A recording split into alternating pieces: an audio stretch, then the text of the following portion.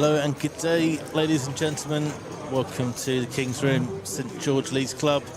Having a little look around the room, we are joining in on the mini main, day 2. Today, 290,550, as you can see, a cool $61,000 up top. In the main room, we've got Satellite going on. We've got 76 entries in that. Absolutely great. 10 or 11 people guaranteed to get their way into the main event. And then as we move to the back of the room, we've got the main event runners. Currently about 50 in that flight, and another flight going on a bit later this evening. But we will be streaming to you today, mini main day 2. There's about 39 runners left. Just wait for that confirmation. And this is the feature table. Some of the notable stacks as we join in.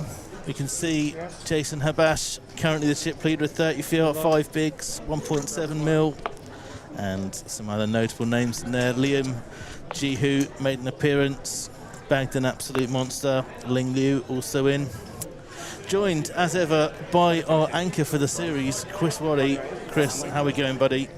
I'm well, Jamie. Thanks for kicking us off with that little introduction, seeing what else is going on around the room. That main event truly heating up, but it's all about the mini-main event today as the action looks to build quite early with pocket aces in the hands of Henry Chan under the gun, bumping it up to 2 big blinds. Like you said, a massive prize pool of $290,000 for an event that was, what was it, a $450 buy-in. That is truly amazing. So we're getting deeper and deeper into the money. Top 76 were paid in this event, as you said, now down to within the final 40 entries, as $61,000 rather awaits the champion. It's been some big prize pools. We had the $66,000 going toward the winner of the Players Champs. 29,000 for the Summit Freeze-Out. And we did set ourselves for an 85k top prize in the Colossus. Of course, an ICM deal made there. So it's just all been big money. And for a 450 buy-in, 61 grand up top, not too bad a return on investment, is that, Jamie? It's really awesome. That's 3 events that have had 60k plus, and it's really great that you can offer that sort of scale of win for that lower buy-in. The guarantee was 150k, so just shy of doubling it, which is not bad for its debut on the schedule. Really glad to see that. And locked in back on the stream after a day off today, so we'll be streaming now today, tomorrow and the next day with the mini main and the main event. We'll be streaming all the way through to a winner today, unless something crazy miraculous happens, but someone should be walking away with $61,000 today. Yeah, it's been a 15-day schedule for this Sydney Million Series, thanks to King's Room at the marvellous St George Leagues Club. And we are now down to the last 3 days. It's gone quick. And again, as we've mentioned prior, this is the first time we've ever been able to bring a live streamed feature table to your screens at home or wherever you may be watching. And a credit to both yourself, Jamie, for adding to the production value, running around, getting things organised, and of course Matthew Marshall behind the desk, both managing the live stream, moderating, dealing with all the internet issues every now and then, and of course tracking the action as he will be putting into his system. And all in from Zach Vigar there with the ace-7 suited in the hijack. Finds a good spot to get his last 5.5 bigs in. Yeah, a couple of short stacks on the table. 6, 5 and 4 bigs for 3 of these runners. There are some bigger stacks around, but we probably will see some quick changes over the next half an hour or so. Speaking of previous events, I sat down with Soraya yesterday for a little interview about his Players Champs win. So we will get that to you probably on the first break. So if you're interested to see what was going through his head when he cooled down that 2 pair against Uno, then we have a little discussion about that. So catch that at the break, and then we'll post that a bit later to Facebook. We should be streaming on all 3 platforms. I think we're all up and back up and running on YouTube. Facebook, YouTube and Twitch. Did a bit of a YouTube issue. Unfortunately, I think a link with the word poker in it sends off some flags, because obviously there's some scammy stuff that goes on when you start posting links to gambling sites. Yep. So luckily I've sent in an appeal and it looks like it's been sorted, so it should be firing on all cylinders now. Great to hear. Good to have options. Again, Twitch, a newish channel there as well. All one word, all lowercase, no spaces. King's Premium Poker Room. That's where you'll find us there on Twitch. And on YouTube, on YouTube, add in the capitals, add in the spaces. You'll find us at King's Premium Poker Room there as well. So, Joanna Cosino. Get clarification on that surname pronunciation later, but Joanna herself finds her last 4 big blinds going into the middle with deuces. Peter Stott in the small blind looks to isolate, goes in over the top with the ace-10. And you can imagine that if he flats or gets out of the way, Ling would have come along from the big blind with the ace-5-0, but Peter gets her out of the way with his ace-10, and it's a classic flip. Deuces. I had ace-5, so I was calling. Looking to fade an ace or a 10 on this run out to find an all-important double up. Neither player with a lot of chips at their disposal. It's clean so far for deuces, but now an additional out in the form of a jack, and now some counterfeit outs. Got half the deck. And there's one of those outs. Ace-10 finds us straight on the river, and deuces for Joanna not holding up, and she'll find her way to the rail. But for a solid effort so far in this run, she takes home $1,400 from a $450 buy-in, out in 36th place. 35 entries remain. Deuces never hold. I love deuces. There's just something great about them, and I mean, if you do happen to flop a set, you can sometimes get your money, but if you get it in with them, they know the set to hold. Obviously, there's lots of things that can beat it, but you know, I just like to see the little guy win sometimes. Yeah, I often say there's no clean flop for deuces unless there's a deuce on the flop, but I've got good experiences with them. You know, I like them. I love calling off with deuces when I face a jam and my opponent has ace-king and it's a win. I'm ahead. They need to hit. And often I hold. So, they do hold, I think, if you go in not at risk. They do hold a lot more. Oh, yeah, but if you're at risk. If you're at risk, they never hold. Speaking of things holding, I had a funny experience with Soraya when I interviewed him, right? So I asked him if he was keen for an interview on a little break. We did the interview, and as soon as I stopped, I came around to the back of the camera, and the camera said it stopped recording. And I was like, oh god, it's such a good interview as well. Couldn't believe it. So then I went back and I watched it, and it stopped recording exactly 1 second after we shook hands. And I was like, oh my god, what are the chances? And I'll put that story on hold while we rejoin King Jack, open on the hijack, min click. Henry Chan with a decision in the cutoff with his ace-king off. Seeing a raise perhaps to the tune of 275,000? One raise, 275. I'm good at this. You just love guessing, don't you? I'm good at this. Oh, hello. 3 times the trouble. Wow. Peter Stott here on the button with ace-jack facing a raise and a 3-bet. It's never comfortable. Is this a jam? With 14 bigs? I don't think you can do much else. No. I mean, you can flat Well, call, we but you can see probably want to go heads up, I We guess. can see the cards that he's behind, but if you've got ace-jack in this spot, you're never super comfortable against an open and a 3-bet. Uses a time bank chip.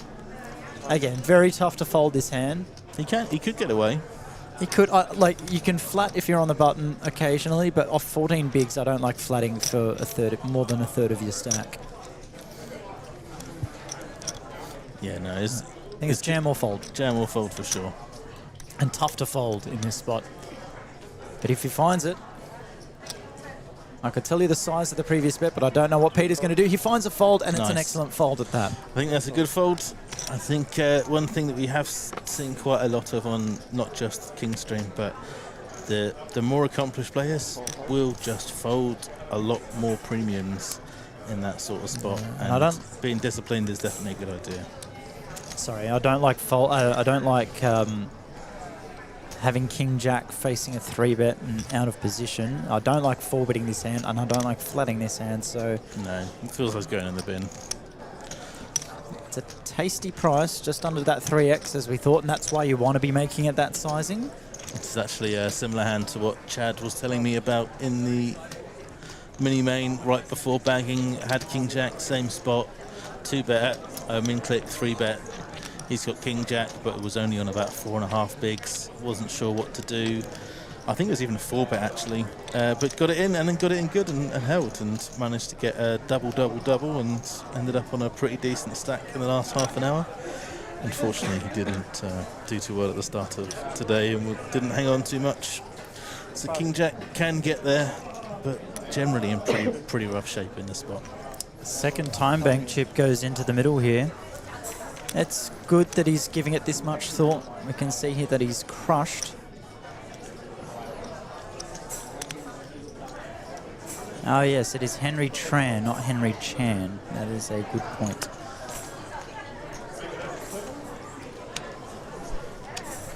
Anyway, he finds a fold, and that's an excellent poker all round. That's a great fold from Peter Stott with the ace-jack off. Great fold from Gong Li. And a good sizing, if I say so myself, rather, with the ace-king.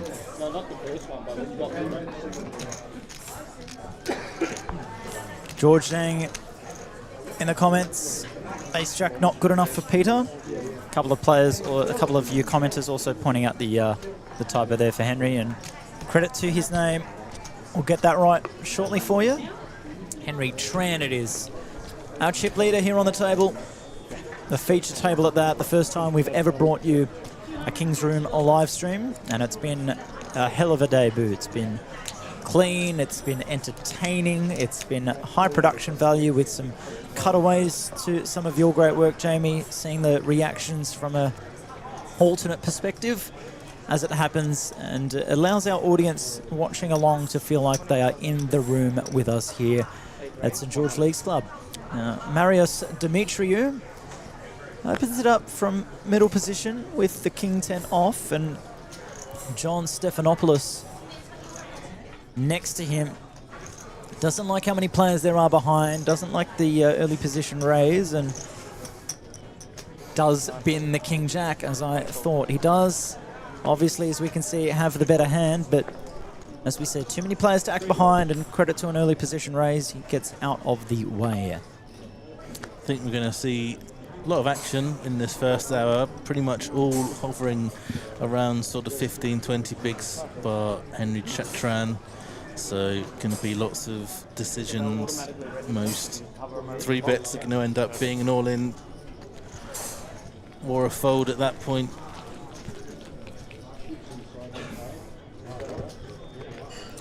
Yeah, we have seen some great poker, and Zach Varga here, he is quite short stacked. He's going to try to make the most of his opportunities to look for a double up. Once he does find that chance, if he does double up, he's going to be a force to be reckoned with. He's quite a strong player. He had the privilege of getting some of his insight here in the co-commentary position alongside me just a few days ago. Very smart poker brain. Actually really enjoyed, credit to Mark Liddell, who just spent the entire day grabbing people off the floor and bringing them into the booth for a nice little variation, which I actually really enjoyed, kept it really nice and fresh. And then when we had Troy in the booth, absolutely loved that. I didn't get to listen to as much as I would have liked, but really awesome analysis from Troy. He's nice and articulate. I really enjoyed talking to Troy. It was about 3 hours worth of having Troy in the booth, and loved every second of it. Yeah. He's a good guy, a great guy rather, and had some magnificent insights on the game. Not as good as his brother, unfortunately, as per the latest Dealer Olympics video. Oh yeah, that's right. Jack did absolutely annihilate him. Those have been fun to watch. Was how I actually saw one of the videos. I was like, oh, Beth's here. I hadn't seen her. Just said hello to her outside. She hasn't dealt at a poker series since April. Oh, wow. Yeah, she's... yeah, she always threatens to not deal ever again. You know? She just crops up when you least expect her. Beth Rose from Scotland. a Glasgow product, I believe. She's been away from the dealer chair for quite some time, but she's backing around this series. Maybe we'll see her on the feature table. So I did do a Dealer Olympics with me and Alex, so I was really confident because I can generally do pretty well, and Alex, being one of the best, really thought we were going to have a hell of a competition, and both of us absolutely just bottled it. Alex messed up his sort completely. I lost the card. It was an absolute car crash, so didn't even make the cut. You spoke about me getting in there and doing that, and I do pride myself on my card sorting, but I don't do it as much anymore, and a bit out of practice, and I'm a bit scared looking at some of those 1 minute times. I'm hit and miss. Sometimes it'll be 50 seconds, sometimes it'll be a minute and a half for me, but I'll see how I go later as we return to the action here. Henry Tran, Henry Tran. We will have that fixed soon. Obviously, this is on delay, and if we change something, it takes 20 minutes to reflect on your screen, so please bear with us there.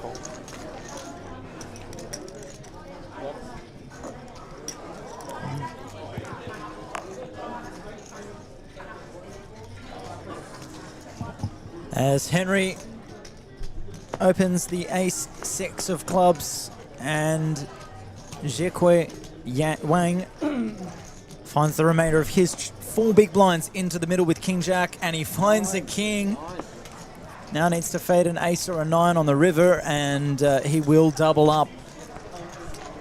So as you alluded to, Jamie, we are expecting a fair few pre-flop jams from our shorter stacks. But, they've worked out favourably so far in the first couple that we've seen, and now it's really just Zach Vigar, the only sub-10 big blind count. Alright guys, thanks for having me. I will go off and do some other midry stuff, leave you in the capable hands of Chris Waddy and El Jefe himself, Mark Liddell. Cheers, guys. Thank you, Jamie.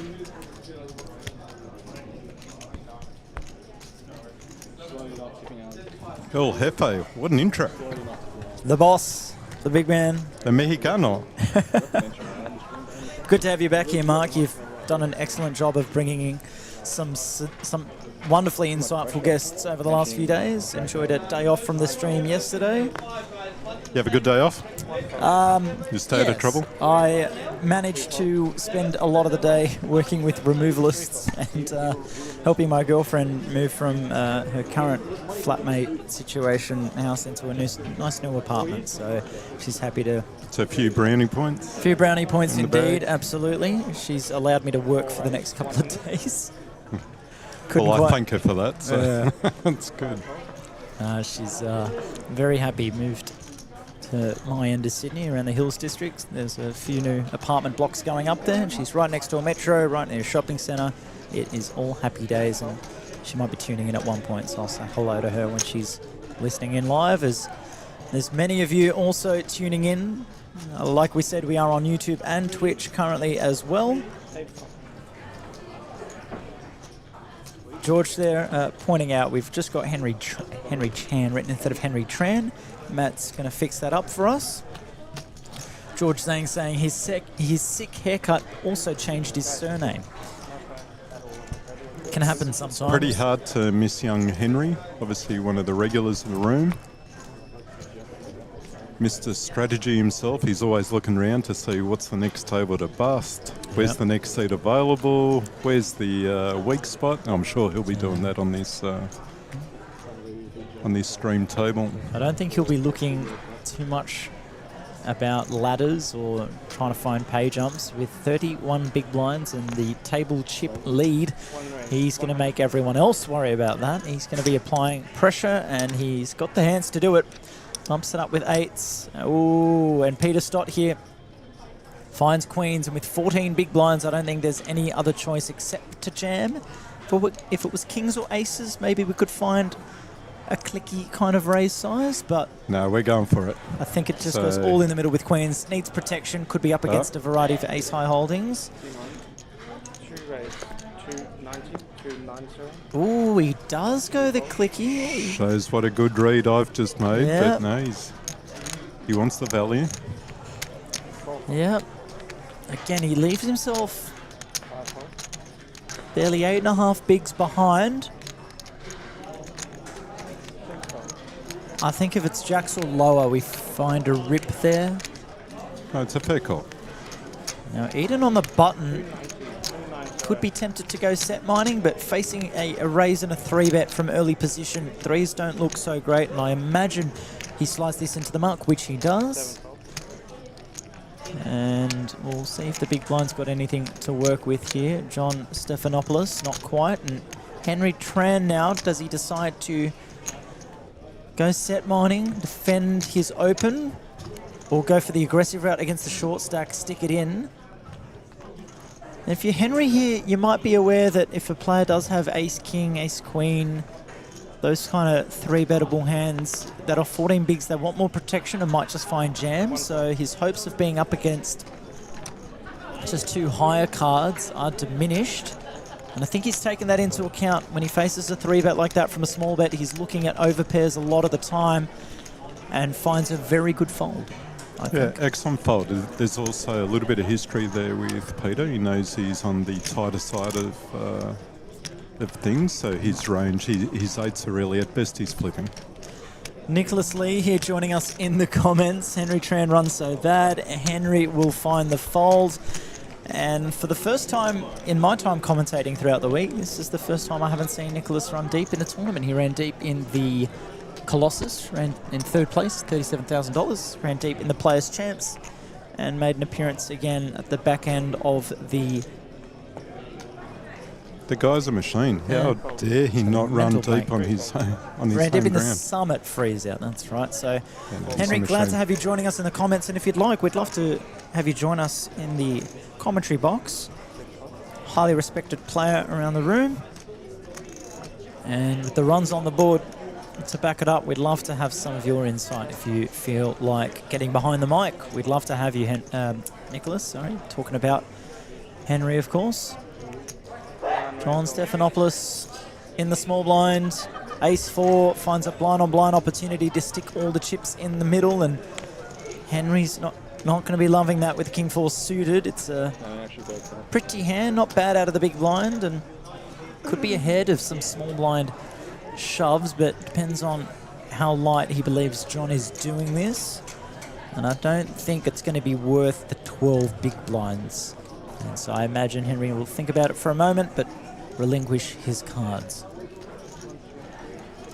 5, 6, 1. Yep, Nicholas, you did tell us. 1 hole.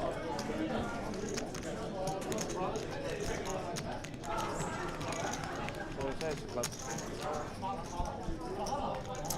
Thanks for that, Nicholas. Yeah, and that's why we'd love to have you in the box. I did think that he might go with a clicky size. Like if he had aces or kings, I'd love to see something in the realm of literally a 2x, maybe 200,000, 225,000. Something around that super clicky mark. Especially in position against Henry's open. And if he's running into Henry with a bigger hand, he'll probably hear about it pre-flop, so yeah, you're exactly right. 290,000 on the larger size. Once again, these payouts from a $450 buy-in mark, playing for 61 grand up top. That's an excellent return on investment, and doubling the guarantee, nearly doubling the guarantee, 150k guarantee for this mini-main event. We ended up getting there. It's an interesting one because we knew this tournament would be a very popular one. It's like with all things, they're so hard to predict, but this one's certainly blown it out of the water. Lots of supports for Henry Chan in the comments, but it is Henry Tran, as we've mentioned.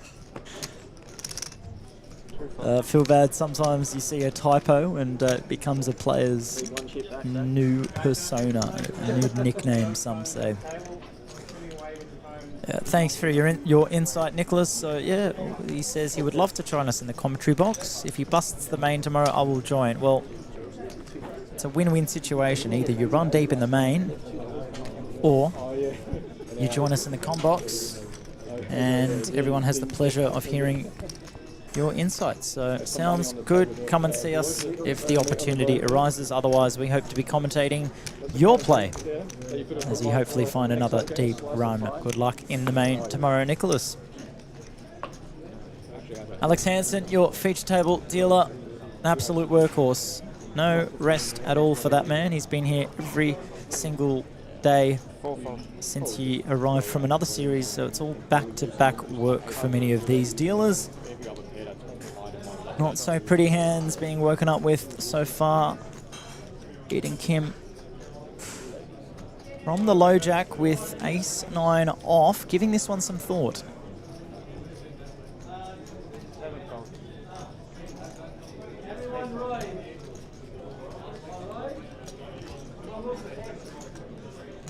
Well, Nicholas, we might not even need you in the commentary box if you keep giving these expert opinions via our Facebook chat, which we'd love to hear from everyone else to say hello, see who's tuning in, where you're tuning in from. But Nicholas says because he is so short, no matter what size he uses, it will be just as effective. So we like a smaller size because then when we're bluffing, which we should be balancing in some bluffs there some of the time, it will be a case where we just lose less when we get caught out by perhaps Henry waking up with a monster in those spots. He opens to 2 bigs. Peter finds perhaps a 3 to 4 big click.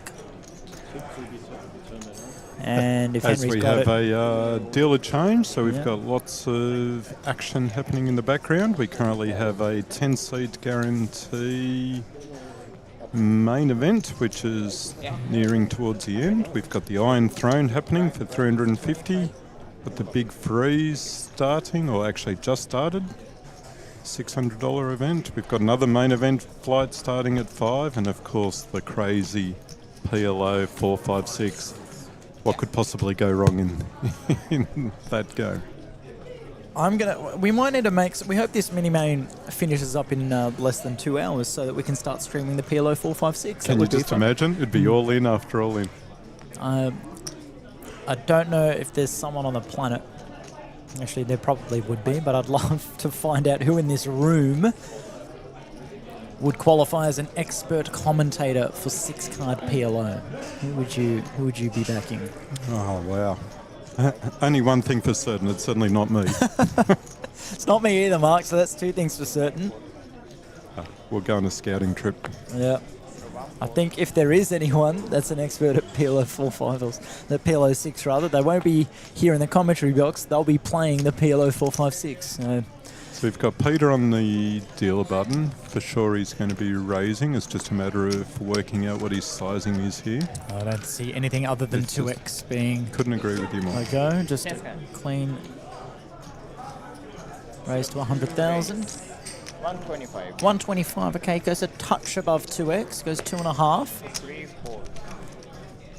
Maybe for a little bit of protection. Makes calling with Jack 7 suited on the big blind a little less enticing, but we do want to be pricing in those hands. We'd love to be going heads up in position against the big blind. Still, Jack 7 suited, too strong to fold out of the big blind, and we go heads up here. 300k in the pot. Peter's got a 2x pot bet sitting behind, so a little too much to rip it on this flop. Especially a board that doesn't look too scary. Obviously, the big blind's going to have some more 6s and 4s in their range. But also going to be missing that a lot of the time, especially on paired boards. Harder to hit, so Peter is not too concerned and fires a stab. A small size, that's a good sizing. If you're running into it, you're going to lose less, and if your opponent has completely missed the flop, they're still going to be folding to that size, as we have just seen. So, Peter takes it down. Again, we're at an awkward period in this tournament. There's a few short stacks hanging around, waiting for their opportunities to strike.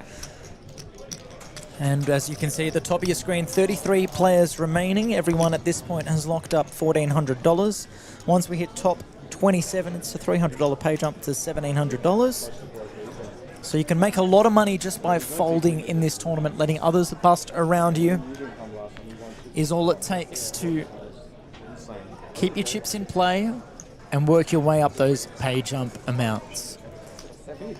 Again, 61,000 for first, 38,000 for second, 25k for third. Everyone on final table will lock up a minimum of 61.50. Not bad from a $450 entry. This event has proved super popular. You have other editions of the Mini Main at your other series, at Churchill's, of course. That is often a $250 buy-in event and gets prize pools upwards of 200,000, which is phenomenal. Quite crazy. Certainly the $300 to $450, $500 price points. Very certainly popular. It's super popular. It allows people just to jump up a touch.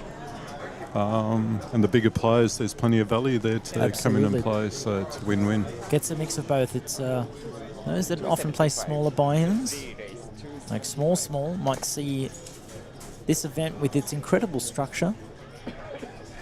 So this will be an interesting one where you've got Peter, who's opened with his pocket nines with his 2x, finding a 3-bet from Ling. I like this from Ling, applying the pressure on the button. Maybe a touch at the bottom of her 3-bet range here with the ace 4-0, but again, it's a better candidate than ace-6, ace-7, ace-9. One of the things I love about Ling, she never dies wondering. Oh, so no. it's all about applying the pressure, which is real credit to her. Yeah. Makes it super tough to play against.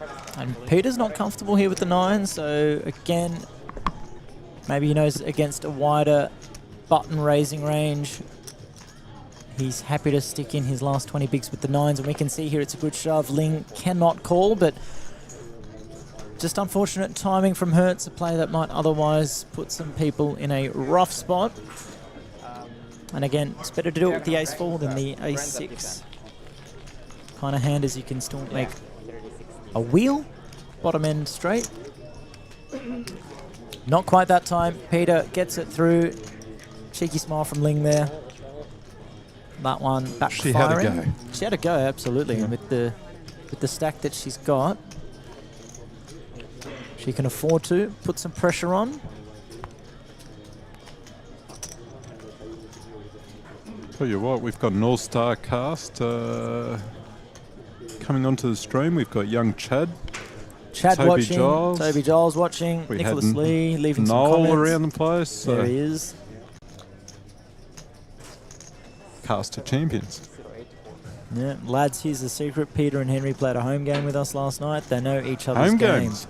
All right. By the way, he ran pure last night, so Peter and Henry with a bit of history. Quite recent history, rather. And John Stephanopoulos. Let's go with the deuces. Off 14 bigs, it is an awkward spot. Don't love ripping for 14 bigs, but also don't love raising with pocket 2s and trying to navigate post flop. And Peter Stott here with the 10-9 of hearts. Quite the pretty hand, and pretty enough now that he's got a stack of more than 20 big blinds to work with at post flop, and finds a raise to 120,000. As the blinds are up. Blinds are up. Yep. 30,000, 30,000. 60,000, yes.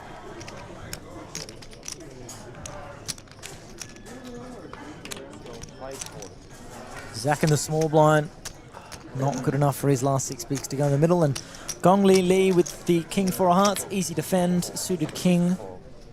Can argue a 3-bet, but off 11 bigs, we're happy to just see a flop and navigate post. We can see the hearts are dominated. Don't expect many to come on that flop, and there are none, as Peter does flop the best of it with the pair of 10s. And it's not a bad board for him to continue on regardless. He'll be happy to stick in a C-bet, perhaps around just below a 3rd pot. Oh no, he happy to check it. And it's a good check indeed, as he gets to see a card that is a good indication that he's got the best hand. And with a double flush draw now, I imagine if Gong Li checks, we'd like to see a bet here from Peter. Put some money in the pot. You expect a small size here, Mark? Try and string I anything would have along? thought so. I mean, you've got to get some money in the pot there. My immediate thought was he's run good from the cash game. He's From the home continued- game last night, yeah. He's continued to Yeah. this table. Some about a third pot But maybe. I would have thought so. 130. 130, just above a third of the pot. Obviously, we can see that Gong Li doesn't have the hand to continue with, but when you Peter there, double flush draw, queen on the board. Some hands that could continue, some worse hands that could pay you off, but not quite there. But we want to be putting money in the pot at some stage, especially with such a good hand. Quite interesting, stunning Zach there. He's just praying for that hand to come. He's probably got, certainly like something to happen during this round. Yeah, 6 big blinds, not fun to be down to.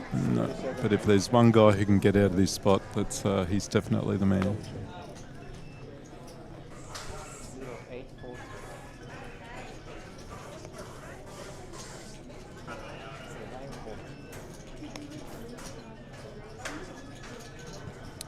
And as you can see, Henry Chan has left the table, and we've got Henry Tran now. Opening with the ace, king of hearts. Peter gets out of the way as it comes around to what will be the button, as I don't imagine the 9-6 off will play any part, or any further part rather. Zach still not finding that premium he'd be hoping for with his last 6 bigs. It's interesting to see the ace-9 suited get out of the way as well. Especially with little thought. I mean, he's Off 10 bigs, you could argue a jam from the small there. Maybe takes the conservative route, I think. Better than a flat. I think what surprised me was Gong Li does have a creative side to his game, and I was surprised that he didn't even consider it. Yeah, don't want to be going too far out of position against Henry.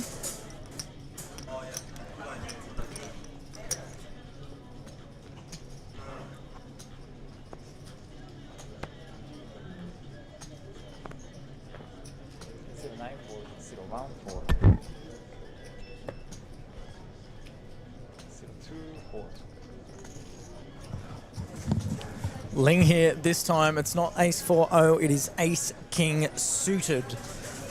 So if she raises here and faces some resistance, she won't be going anywhere.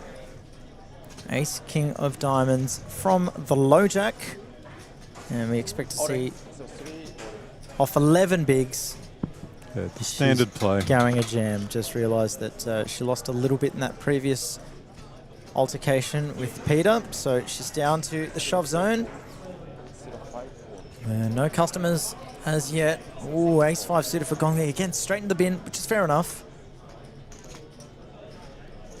10-6-0 out of the way, and Marius Demetriou, we can see he's dominated an easy fold with the king 7. Once again, ladies and gents, we are at the King's Room Sydney Millions here at the St George Leagues Club. This is the mini main event day 2, $450 buy-in, $150,000 guarantee was demolished and almost doubled. A $290,000 prize pool generated with $61,000 going to our champion. But we need 31 more eliminations to get to that stage, so we got the stream up and running.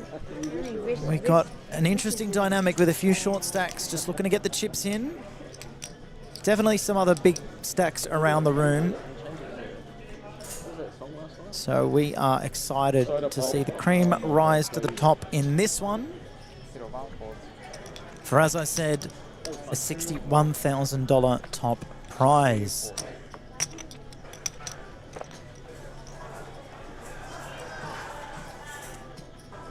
Now, here's another jam. 7.7 big blinds, needs no second thought with the king jack of hearts when the action folds to you. And should be getting it through here a lot of the times, but we'd love some fireworks. Let's find a smaller pair or another couple of high cards like ace 10 off, but off 12 big blinds. You're not loving it, but there's a thought to be had here for John Stephanopoulos.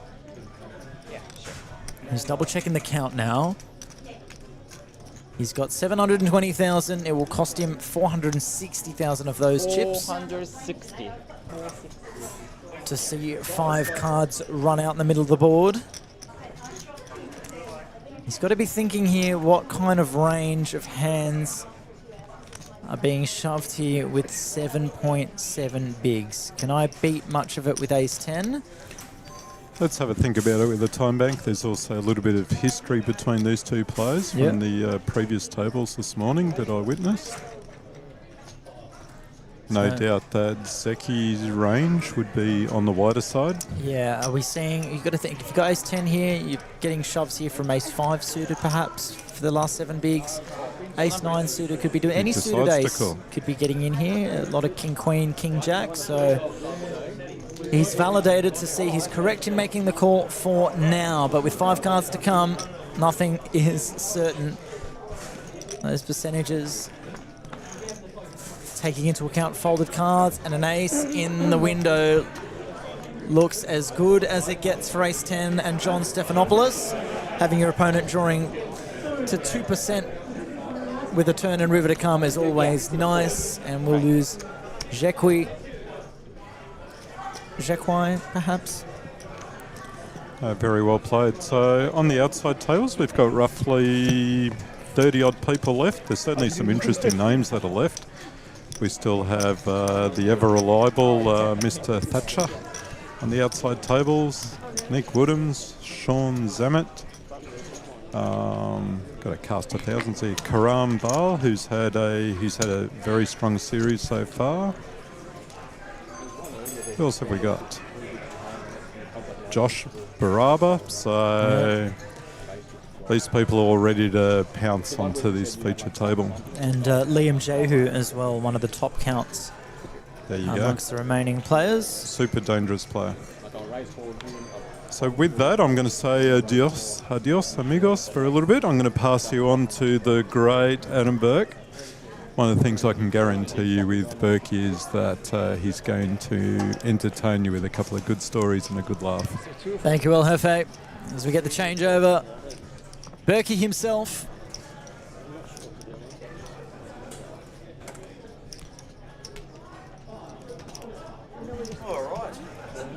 One of the cast members of the You Can't Make It Up podcast, is it? Yeah, that's it. Just up visiting Sydney, visiting the King Series. Yeah, when'd you get up here? Got up here a couple of days ago, played a couple of events, absolutely done nothing with them. That's why I'm sitting here in the booth with you. But, you know, we try our best. We come up with these gigantic player pools. You can't help but come up and just fire at them. And, like, the value's just phenomenal in this room. Yeah, as I was saying, $450 buy-in, 290k price pool. Massive. 61k up top. I even tried to fire a bullet in that. But, yeah, there's nothing I really haven't fired a bullet in so far since I've been here. Well, when did I last see you? Was the last time you were in Sydney for the APT Billa series? Yeah, definitely. I was up here for that. Yeah. Then went back to Melbourne and played the Play Live series. Yeah. And came up for the King series, and I just love travelling around and dumping money in separate places. It's a real joy to do. Well, glad to hear you're at least positive about it, because we love to see you. That APT series was the first time I think we'd worked alongside each other. Yes, just yes. a humble dealer and TD that series. And Jamie Hall on the camera, the marvel that he is, and had the pleasure of just pitching some cards and holding the iPad and breaking a few iPads here and there as well. There was definitely a few broken. But yeah, it was a pleasure. Good to see you back here. We've got action already. Yeah, we'll find a good balance of conversation and analysis. I was actually sitting next to Marios most of the mini-main yesterday, and he hit a few big hands. Yeah. Good on him to see him here in the money. Do any of your chips live on with him? A few of them did, yes. Yeah, right, so I've got to cheer him on just for the fact that he's using my chips somehow, don't I? You got a unwritten piece in him as well, so you're cheering him on indeed as he gets that shove through. So have you been since that series? You got a podcast up and running in that time? Yeah, me and if anyone watched the APT stream, we definitely, me and Josh Monk, we work well together in a combox, and Yep. people just kept telling us, why don't you just get a podcast up and running? And so that's just what we did. So we just do it for a bit of fun now. It's called You Can't Make It Up.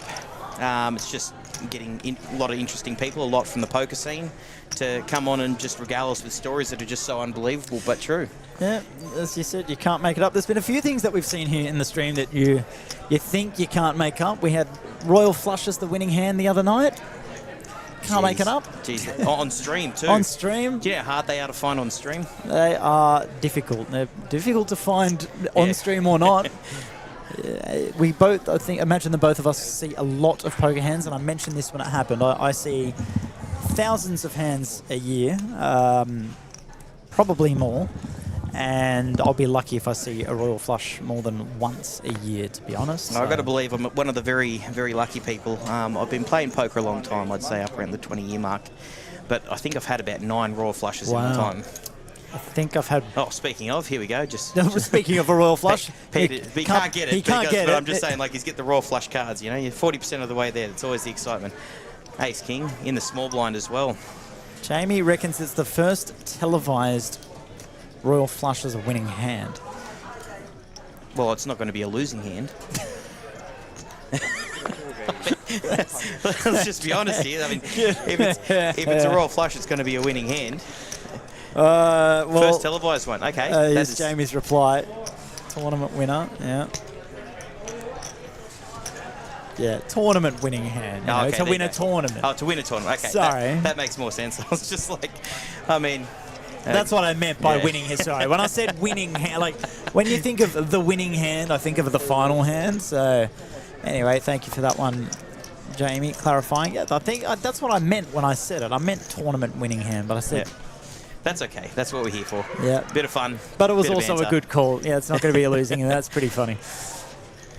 And, What an interesting table this is. yeah, it's a few big names. I'm Few just short trying stacks. to keep up with the players sitting on there and their stack sizes. Yep. Couple of shorties on here. A few shorties on We've got here, a to be 9, a honest. 10, an 11, two 11s and a 12. That means we could possibly see a fair bit of fireworks on this table. Yeah, well, before it was smaller, we saw like a 4 big, a 5 big, a 6 big, but they found doubles. So Peter on the button with ace queen off. yeah, he's That's- found a string of hands. He had a much shorter stack than what he has now. A short time ago, he was definitely be seeing a raise here, I reckon. sub 1 mil before. So I think he likes that sizing a little bit more than 2x. 125. 125 he goes, but the blinds are 30-60 now, so it's just pretty much standard. And Ling here with a dicey hand in the small blind, I think she'll be able to...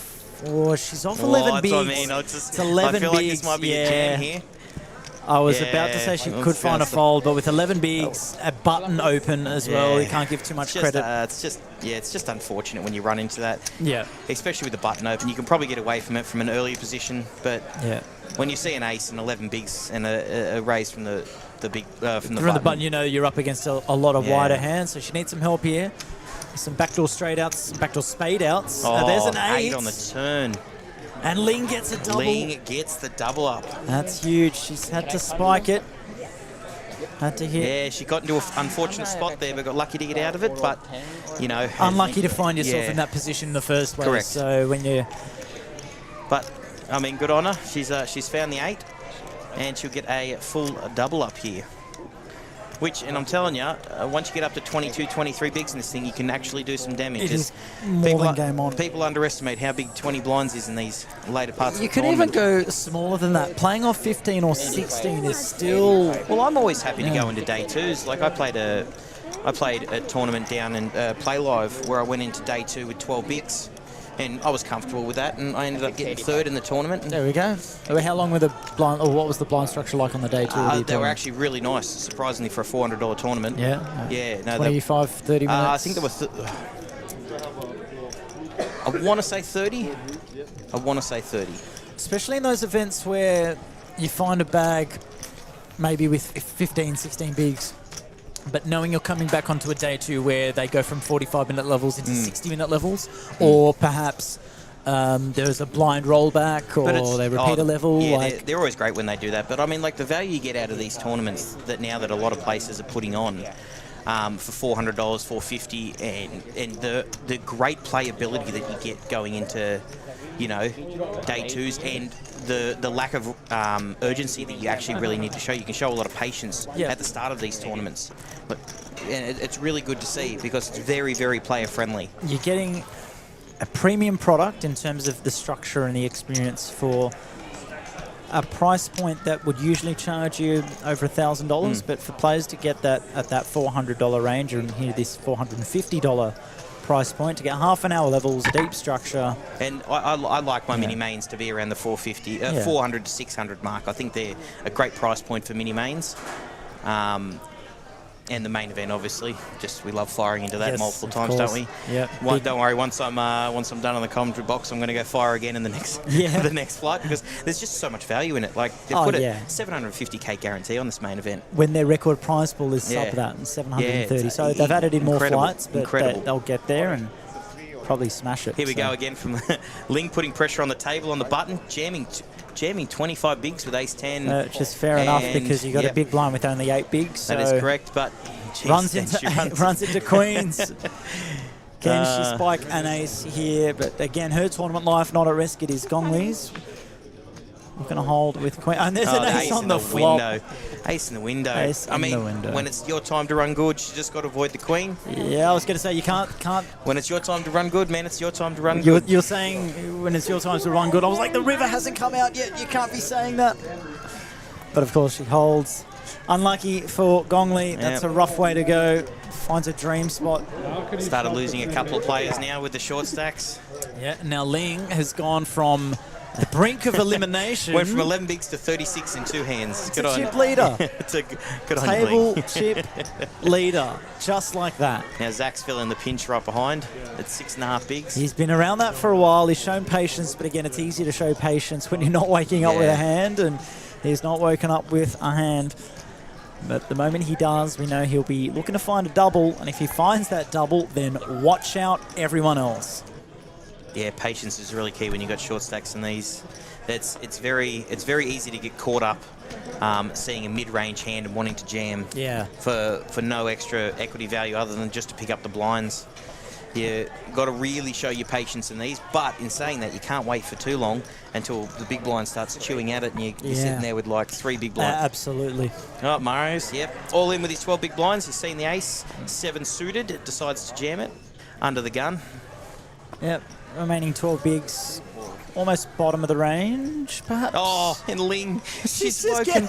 Ling's just woken up with aces. Ling has been on an absolute tear for the last 3 or 4 hands. Now, question is, do you flat this and try get some induced action behind, or do you just jam and isolate? Oh, I don't think there's a wrong answer here. Again, Zach's because you're sitting on the chip leader. Bigs, so you could try and entice other people to get in, but ace is multi-way. You know, I mean, you want the gamble, but. So let's just see what she pulls up here. Just waking up with aces there. I don't think there's a wrong decision here. Looks like she just flats. Don't mind the flat. Once again, try to do some action behind. Got Zach covered and the big blind here who is Eden, who only has 9 bigs himself. So the chips would have gone in. Yeah, the rejam wouldn't have really changed anything because it's still covered. And Mario going to look at some bad news here. Jeez. She's just... Hey, look, when it's your time, isn't it? Yeah, and she's extending that time.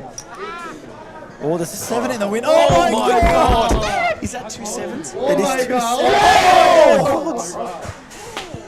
What is just happening? What is happening? Is this real? You cannot speak too soon because you never know. It is not over. I gotta clap that in. Well done.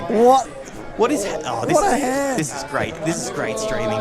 We've seen quads on this stream a lot of the time. That's the first time it has been flopped. Had Fletcher Smith heads up on Monday night in the Colossus. Flopped quads with 7 deuce against Jack 5 on the turn. That got the money in. Found a double up. Ended up winning the tournament. Unreal. And then Ling, we're just talking about how good she's running, and she gets it in with aces against ace 7. 7 in the window. You can't be dominating any more than that. You can't. Like, it's just that's the dream hand that you arrive with. Absolutely. And then just 7-7 and just no worries, just 7 on the turn. Yeah. Oh, wow. 7 in the window, 7 behind it, 7 on the turn. Well, no short of action here at the King's Room. Is this something you could make up? Oh, you can't make this up. Berkey? Well, honestly, this may even come up in the stream, man. Just sitting there watching in on this. You just You can't make this up. like I thought I was copying some bad beats this series, but yeah. Imagine At it least doesn't- it wasn't for a tournament life. At least more than happy to you do kind that. of you feel bad that you've just lost with aces, but you really you're like You're entertained. If you're going to lose, when you lose like that, you're Yeah. like, you can only, you can only Henry just sitting there with 20 bigs. accept it. Is he thinking about getting a little fancy here, opening up with the Queen 8 suited? Oh, I can see my man Josh Monk is watching, my partner in crime. Yep. Good on him. We've just seen aces versus ace 7, all in pre. 7 in the window, 7 behind it on the flop, 7 on the turn. Yeah. You can't make it up. Welcome, Monkey. Oh, good to see you, Mr. Monk. Jeez, what just unreal. Like that was just an unreal 3 hands to watch back to back to back. Yeah. I can imagine the Zach is jammed. Oh, give me a second, Mario. Oh, and he just gets away with the King 10 suited. Wow. Having Well, Zach absolutely dominate there Marius for 6.5 has bigs. just won those chips, and I don't think he wants to get rid of him. too quick. Imagine it gets to the turn there post flop, and Ling's I mean, sitting it's- there with like aces full of 7, It's sevens full getting of all in aces. regardless. Like you got nuts first, second nuts. It gets jammed on. Surely he worries. doesn't have a 7 here. Oh, this is great stuff here. Absolutely great stuff. Now, what crazy things up top? 61,000 up top. Yes, that is indeed. Wow. Yep. No, that's fantastic. I lost. I would have known that, except I didn't get past the day 1 stage. All in under gun. All in under gun. Welcome to Poker Stars. Yeah. I've seen these hands Says before. Tim. Yeah. 7-7. All right, Peter in the +1 with Ace King. I'm he's- assuming we're going to get another 1 point, little bit extra, 2 bit little X raise. Yeah. Well, he'll make it. He'll make it 125. Yeah, that's it. The 2 and Yes, Amanda, just And stay. Oh. Oh, no. What, has he gone 120? 120. unreal. Wow. Oh no, Ace. Ace 7 of diamonds. Yeah, Ling Look with at her Ace 7 of face. diamonds. Look She's at her laughing face. at you. She's smiling. She's pretty good with a poker face. Yeah, but Oh I think no, you she can't just, help she it just wakes up with a sometimes. hand that absolutely dominated her. Oh wow. Are we going to get any action here against this Ace King? Nah, fold from Mario in the small. Marios. Marios and now And a John. fold. couple Oh, of- pick up a couple of blinds, it's fine. it's 2 Greeks next to each other. Yep. Marios Dimitriou and John Stephanopoulos. I mean, Ling's still in the chip lead, so she's got to. Yeah. You just compose a bit, She's laugh had a good about run, it. yeah. You can see her laughing a bit about it in the background. yeah. Yeah, you wouldn't believe it. I just picked up the Ace 7 of diamonds. The natural 8, some would say. Yes. For those who squeeze baccarat, and I know you Yeah. do, Monk, just squeeze up a little natural 8. We'll refer to every hand in this hand by their baccarat terms. I think we were so tired at the end of one of the series, we were commentating, just everything was commentated Yeah. in baccarat terms. Alright, well, the 6 here for Peter. I mean, I don't like to gamble. I don't know what you're talking about. Yeah. Ling here, pocket Natural 9s, eight. and the +1. I dare say we'll see a raise here from her. She's had natural 8 back to back. Well played. Yep, 120. got the raise. We've got a Zach couple here. of short stacks sitting behind her. He is staying patient there, isn't he? Again, easier Yeah. to be patient when you've got the hands that you cannot call with. Marios will clear the road. John also will get out of the way and comes down to Henry. No, Nope. even though it's another natural 8. Yes. I dare say Henry be getting out of the way. And he does. Just, I think everyone at the table is just settling down a bit after what they've seen the last. Oh, yeah. The last orbit. They need a sense of calmness come over the table. There was a comment earlier saying there's been no action. I'm like, just you No, wait. you just- yeah. Just you wait. There we go. Once again, Chris Waddy here, your anchor throughout the course of this Kings Room Sydney Millions streams coverage. Big thank you to Matty Marshall, the brains behind the streaming setup, and Jamie Hall, media guru, photographer extraordinaire, doing some great work to feed this some extra production value. And I have the pleasure of commentating alongside Mr. Adam Berkey here, half of the You Can't Make It Up podcast. His partner in crime, Josh Monk, tuning in and watching on the stream. Yes, sir. It is great to be here. The atmosphere is awesome out there. I'm dumping my money up to all these lovely punters, and we're just having an overall good time up here at the Sydney Kings Room, the Sydney Millions. Yeah. And it definitely is. There's a lot of big prize pools here, man. Like, I was extremely surprised, which is great. It's Sydney. As in Melbourne, I wouldn't be surprised either to walk in and see these kind of numbers. Well, it's good. It's good to see, and people would know this for so long, that poker is coming back to Melbourne in a very, very strong way. Which it's always needed. The clientele's always been there, and they've always travelled for these things. But it's just really good to see places like Play Live opening up, having huge series. Bit of competition's healthy. Yeah. Competition's great for everything, man. And I've been talking that for years. The more poker venues that come in, the better. It doesn't just breed competition; it gets people back out there and playing in this great sport that we love, that's called poker. You know. And then like me coming up here playing the King Series, the guys that run it, Mark and Natan, I've known them for a while, and they are just couldn't ask for better people running a series. Yep. And there's a few great series coming on after this as well. So as for a poker player like myself, it's just an absolute dream now to see all these great series and big numbers out and about all the way up the East Coast. Yes, indeed. Poker is everywhere, from Townsville to Adelaide to Gold Coast, Brisbane, Albury, Yeah, even Sydney and Melbourne. So I mean, everywhere. you've definitely got your choice of venues now, don't you? Oh, absolutely. Within all those cities, got a number of places to go to, and like I said, competition in Melbourne is what's needed. Crown stepping up their game with a couple of decent series in recent times, so good on them for that. But good to have Play Live. Love the stuff that they've been doing. Their socials are fantastic. They do a great job of it. Absolutely do a great job of it. And the new January series is actually, the save the dates have been on. The series, the full series will actually be released in the next couple of days, so keep an eye out for that. So if you want to see any of that, it's playlive.melbourne. Oh, geez, wait a second. Got a hand here, Marios with the ace-queen in the hijack, and right next door, John Stephanopoulos. And they're both pretty decent deep stacks on this one, so we could see some fireworks here. Yeah, there's a 3-bet. Yeah, raising a 3-bet. I'd like to see 6 bigs. It's 5 bigs, even better. I like that. Small sizing, I don't mind small sizing at all. Small sizing 3-bets are great, especially when you've got a few bigs behind you. It's an inducive kind of size as well. He's playing 14 bigs behind. He's just slightly covered by Marios, who I wouldn't be surprised to see him jam here, but does decide to flat. Yeah. Look like an inducive kind of raise, the 5 bigs against the 2.1 open. Geez, that ace keeps coming in the window. Keeps does on, it? What? Except when you've got aces, and then you're up against a7, then it's a 7 in the window, and then another 7, disastrous and flop then for another John. 7. Yeah, isn't that what you want to see usually when you get 10s and jacks, just the ace and king pop off once you've been called? I'd rather see 2 overcards than 1 in, like, if you're behind, you'd rather really know you're behind than... So we've got a bet here and a call from Marius. So we went check, bet, call. Yeah, so well played from Marius there. Deuce on the turn, is it? Looks like a no side.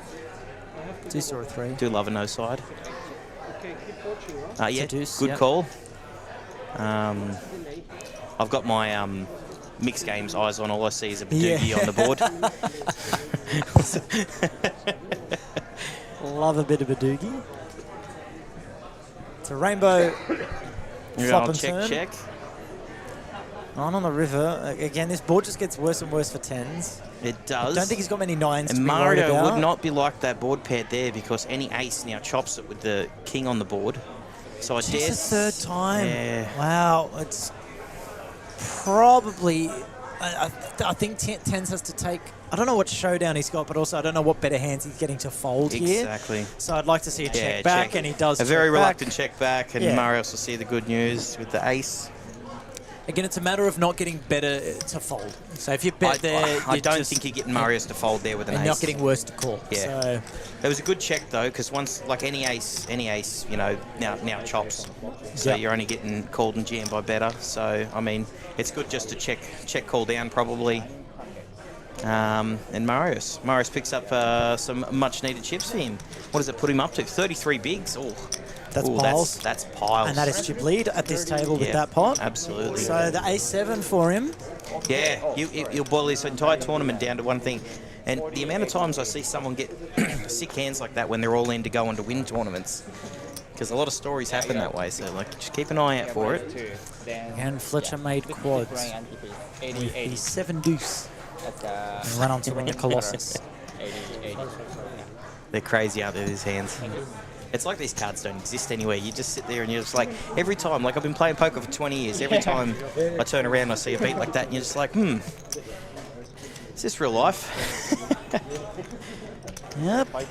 And Zach Viger has just been sitting there Just card dead. and folding and card dead, and Yeah. there's no sign of pain in his face. It's just business as usual. Oh, and that's how it goes. Marius waking up again. Ace King. Yeah, blinds have just gone up as well, by the way. I believe we are Yep. now playing 40,000, 80,000. We've seen another raise here from Marius, putting the pressure on with the big stack, 40, which he should be 80. doing regardless whether he gets Ace King now. Oh, Just yeah. Really putting the pressure on these smaller stacks. He's gone a large size here. What do you do? from the- 2.8? Yeah, he's That's a big blinds raise. 40, 80. We want to be seeing a standard of maybe 160. You could argue 175 if you want a nice clean number, but he's gone on the bigger sizing. Again, that Ace King off was the kind of hand that you And I dare Wanna say get some now it's just protection going to be from. folded round to him. And he'll Yep. just pick up a few extra blinds. It's always nice as the chip leader when you just keep picking up. Yep.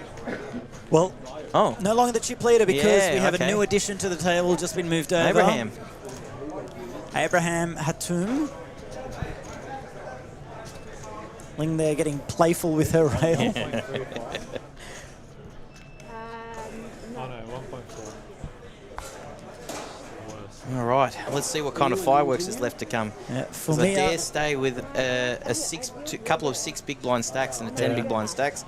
It might be and a 9 big blind stack. That's Yeah. right. Blinds go up. They hurt the short stacks, don't they? they sure do. Firmino here, our dealer. Let's see what fireworks he can provide. And under the gun, Abraham, the chip leader. Anyone else might be happy to fold this hand, but when you're the chip leader, you get a suited ace under the gun. You want to be putting some pressure on. Yeah. But he's got his... Yeah, Yep, he's got raise. chips There in you go. hand. Yep. What's he making at 160? He's gone 280. Wow. He's gone 3, 3.5 big blind. 3.5 bigs. Yep. Just put the pressure on. Yeah. Oh, and Marius again. And Is this that back-to-back Ace Kings? Yeah, and this is why you need to Check your sizing. Why your Yeah. sizing is important, because Yeah. what's going to happen here is you do run into a bigger hand. They are going to jam. Because you are under the gun. Remember, Yeah. you've got the whole table left to act behind correct. You got there's a lot of hands that that's one of the hands you'll have to fold if you get jammed on by any decent sized stack. you. Now, what sizing are we going with here? We're going with Yeah. the standard 3X. Oh, you know what? I don't mind. It 7, 8 bigs. Yeah, because it's such a large. Yeah, it is such a large. 7, 8 bigs, maybe? Some worlds where players just jam this, but I Actually, don't want to he's see got that. 28 big. Yeah, I don't know. Against a 3.5 big raise, it's rough. Like, it does put you in a tricky spot. You could, if it was suited, you could almost call, but you do need protection. He has announced raise. We're just waiting to see what kind of chips he puts in. Yeah, I'd like to see something in the 750 to 800k mark. 600. Yeah, 7.5 Yeah, bigs. look, not bad, It's not a bad. clicky size compared to what the raise was initially. It's just a little over 2x. But seeing Abraham raise that much under the gun, I dare say he will not be folding here. Again, when you're 3-betting, you don't want to be putting too many big blinds into the pot. Like, this is a large 3-bet sizing considering the blind level we're at. Yeah, and we've got a call, so we're going to be going to see a flop But here. yeah, you incentivize. So when you open to 3.5 bigs, it's too hard to fold against raises to 6, 7, 8 bigs because you've already got so many of your chips in there. So in spots like this where you're just dominated pre-flop by better Wow. aces. A fold just does not help anyone. Whoever gets, I reckon whoever gets their chips in the pot first is going to be taking this one. The aggressor wins. So, and also when you do have to fold your hands after raising pre, when you raise smaller, you lose fewer chips. So you need to be balanced. So I'd hope to see a continuation bet here for Marios after he's raised. He's telling a story, and we want, you know, he wants to continue telling that story. Queen high flop. It's a pretty good board. It's pretty safe. It's Queen 5-3. I feel like a C bet. Yep. A small C bet can get a lot done. There's not many draws on this board, and he does go quite small. It's about quarter pot. Yep.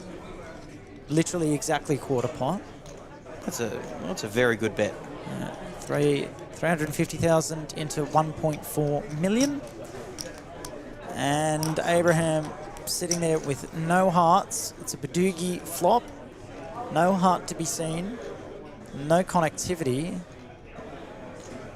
And folds. And you see that reaction there? That's how you can get yourself into trouble when you raise too big pre. You price yourself in to have to see a flop. You're dominated. You miss the board. And you face a standard C-bet.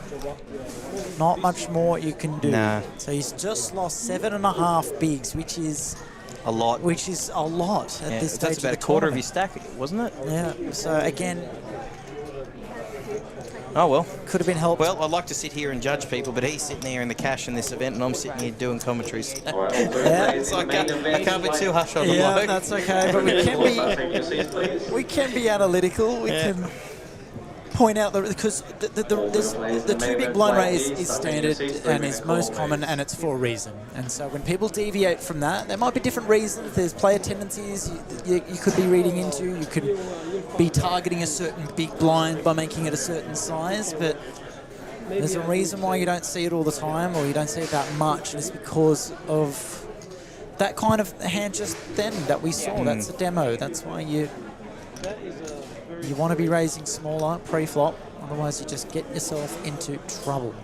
And also you don't want to vary your sizing. Say he gets aces next and makes it two big blinds, then okay, Yeah, you gotta be polarized, as they like to say. you want to be balanced. Balanced and polarized, and all these key terms that we just act like we know throw what we're away, talking about. but We throw away. there's a dictionary somewhere that tells you what it means. Some thesaurus there to let me know what's going on. Yeah, I lost my thesaurus the other day. I was so mad. I was really mad about losing my thesaurus. Made me really mad. Mad. Yeah, I was just so mad about it. And I was mad and mad. Yeah, I always get mad when I lose my thesaurus. Oh, the series love is that starting to get to us, isn't there? Had a day off yesterday. You think I'd be a little bit more refreshed, but Well, I flew in on the red eye, so I'd finished playing cash at about 4 in the morning. oh yeah.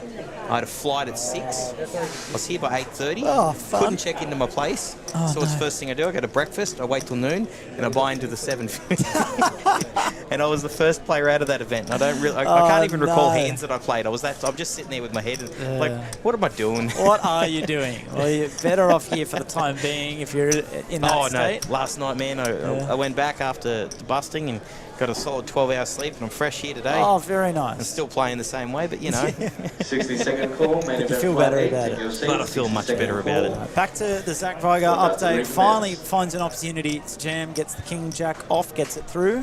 It's still barely above, not even above 7 bigs. When you're that short, picking up the big blinds is just fine. It gets you another orbit or two.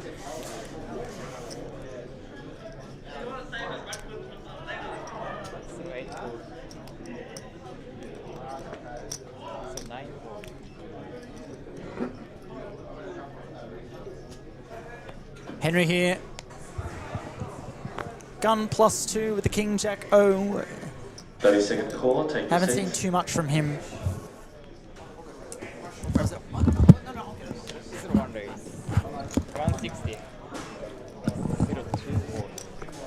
Henry there, the king jack off, and Peter Stott with a pretty queen 9 of hearts, but It's going to be very interesting because they've got the same similar Yeah. size stacks. Yeah, he won't be coming along.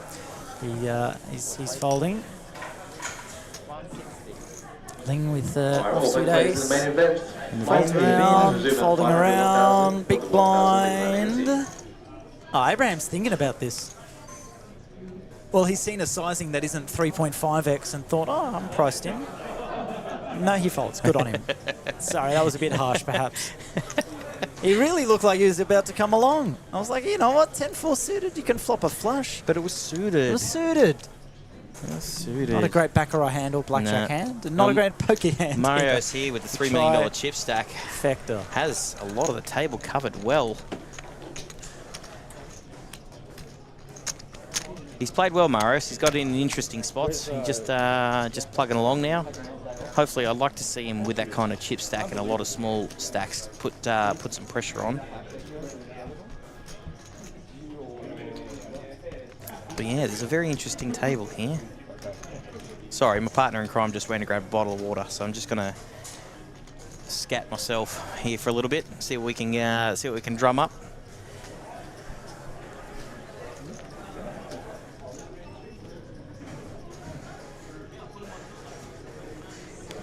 John under the gun's just going to let that go. Queen 4. Henry and Peter straight in the bin.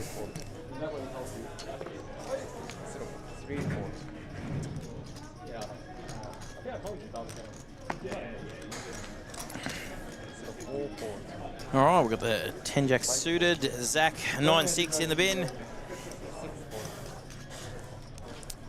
Now, I've always noticed in situations like this that when you have three... Oh, Eden's just jammed with the jack-8 off. And Blind on blind, 6 bigs. Good opportunity to... steal some back. Yeah, big blind's going to be waking up with less... not so premium hands a lot of the time, so... Even if you get called, there's still some connectivity for jack-8 to have a chance, but it's going to be folding out a lot anyway. And we've had a few quiet hands. Now, you know what usually happens when you have a few quiet hands. You call something. Ooh. There's got to be some fireworks around the corner. Ooh. Ooh. I apologise to the person who cops the beat next that I've just called. Yep.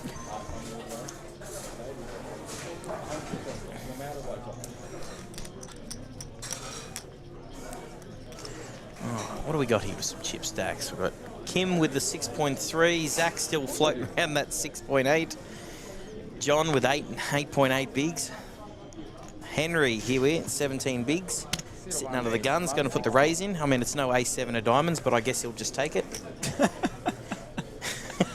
It's a little bit worse than A7 of diamonds. It's only 8 ace. Well, it depends. If you're playing baccarat, that's a natural 9. Oh, natural 9 is pretty solid. Peter here. Peter with 13 bigs. But does he get gun fancy one, with this? I don't love it. Yeah. It is tough. Because not only do you face to raise under the gun, but you've got the entire table behind you.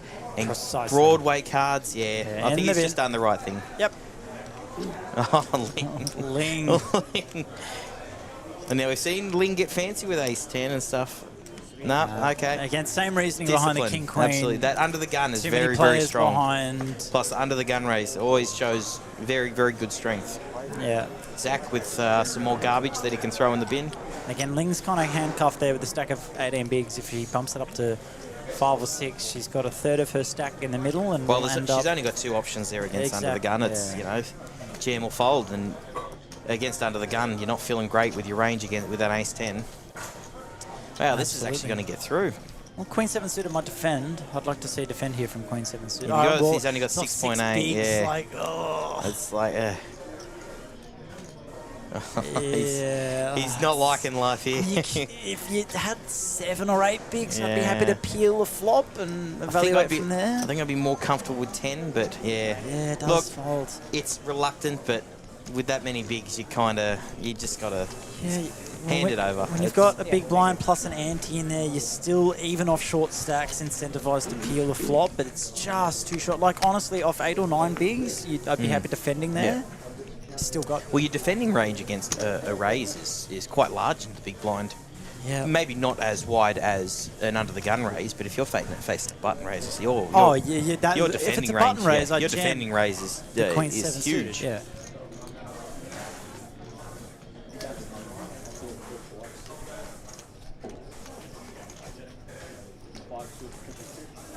All right. Peter been in the natural 9, the king 9 under the gun. Oh, Ling, here we Ling. go. There Two always bigs. seems to be fireworks with her.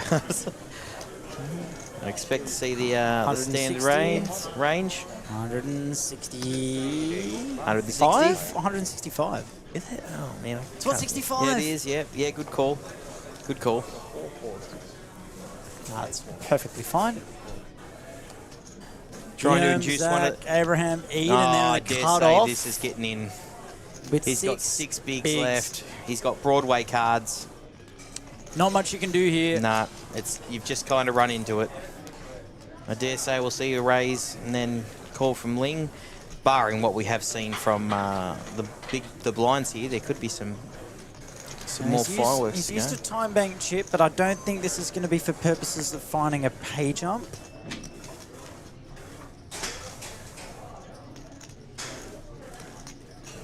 Because the pay jump was reached at top 24, as you can see, 23 players remain.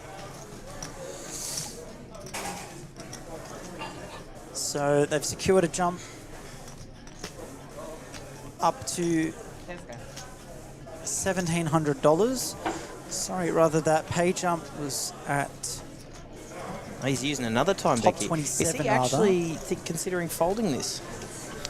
I don't think so. I think the only reason the time banks have come in is to try and tank for a pay jump, hope someone on the outside table's boss. But it's top 18's the next jump, so he's not going to find 5 knockouts. But in this time. I don't see him looking at the screens, figuring out when the next pay jump is. Yeah. I don't. Yeah, that's what I'm saying. Yeah, He wouldn't be doing nah, it because I think he's actually considering this.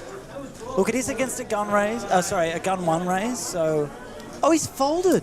You know what? Well, like I'd like to say well done just because I can look at the cards, but I don't think I'd be able to fold that there. 6 bigs, King Queen O. You're up against almost any pair that Ling raises with. So anything like, I don't know what the ranges are here actually, but could be anything 5. You're dominated at anything. Yeah, I would definitely see a defend here up from to Jack. Henry. You're flipping against anything up to Jacks. We're ahead of King Jack suited, King 10 suited, Queen 10 suited. There's a few hands that are opening here that you crush. All right, both of them in flopping an trouble. ace here. No backdoors for Henry. No, but Ling in great shape in this hand. I dare say we'll see a continuation bet here.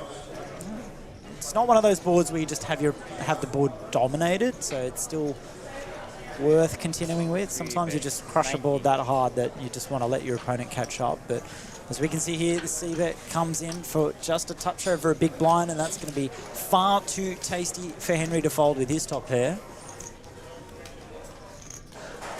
Yeah, definitely be calling there. Barring what I'm seeing with the cards, obviously. Oh, another queen. How are you feeling now? Yeah. If Look, if I'm you're still, Eden? I'm still liking it for Ling, obviously, because you got the, Well, you can't be Yeah, results based. yeah, you so you can't can't be go, oh, a results-based, second yeah. queen came Yeah. out, but we're like of if you're the, C betting that last bet, you're betting again here. Yeah, Ling's not going to be too concerned against the big blind here. And they're, The only issue is if you're facing these bets. If you put the range on an ace, which she definitely has an ace here a lot of times, even though you're blocking it, you've definitely got kicker problems. This is the issue that you could be having here. you don't mind that board pair, No, but like aces and queens, and if it's anything Jack or King on the river, you'd feel safer. As we can see, it's obviously a case where Ling has the best kicker. And he lets it go. Great look, fold. great fold, great fold. You've just got to like her range there has so many aces, Or in you're it, even though beating you're a bluff. blocking one on the board. But if you just put her on an ace and she's got one, which you're just having absolute kicker problems, no problem at all. Drawing the 2 outs, it's just not a pretty sight. I definitely will be calling a flop bet there for one big to see yourself a turn, but Oh, of course, yeah. but well played by Ling. She does like to get mixed, get involved in the hands often, which is good to see. I like seeing action plays on the table, and there will be more action with the. So we've got three 3 stacks of 6 big blinds. There'll be some shoving soon, I dare say. But you don't have to get too crazy with shoving with 6 big blinds because these structures are just like even.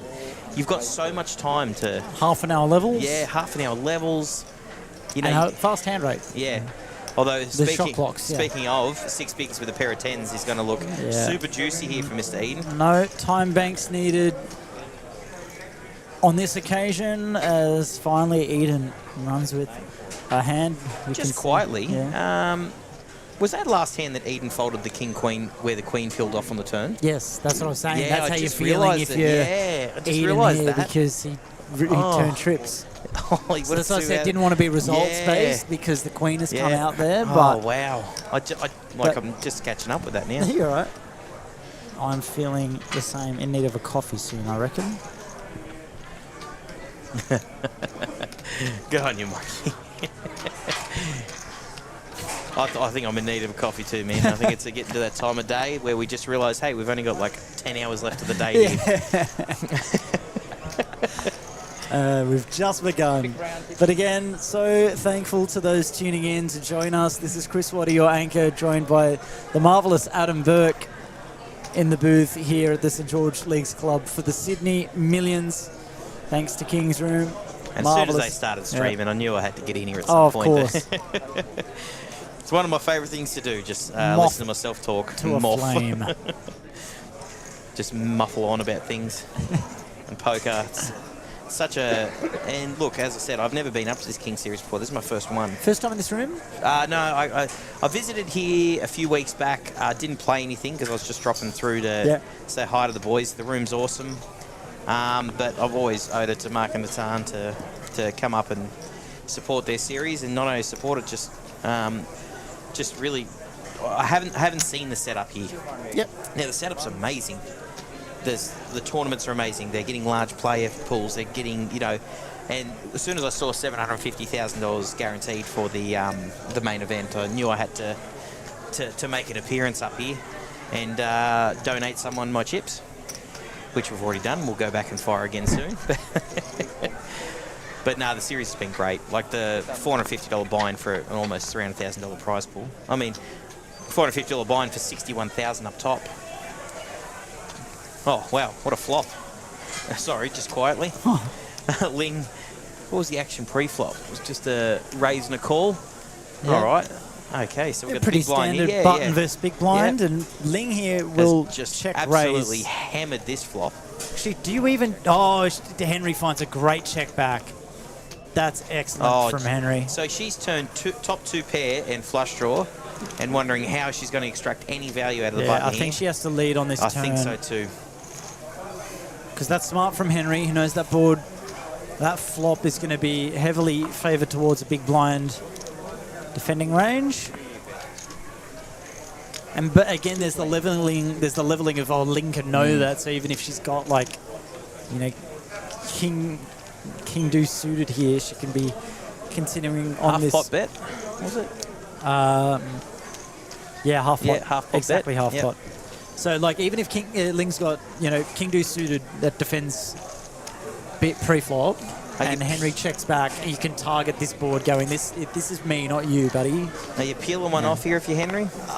He checked back the flop because he had a little bit of showdown. Like if you're like, I got a 5 here, I can live with this, but that board just got too worse. much of that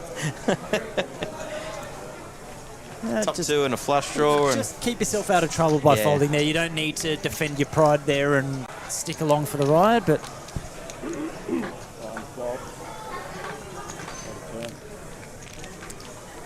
So a couple nights ago in the Players' Champs, we saw Surya get the win, heads up versus Anya Azamai. And a pivotal moment in that hand. I'm not sure if you saw it, Berkey, but... No, I've been working on catching up, so if you could catch me up with a couple of the hands, it'd be... Yeah, I actually don't remember the exact... Actually, Jamie did write it, but it was Queen 9 versus Uno Arca's Queen 10. And I'll tell you what the board read in a moment.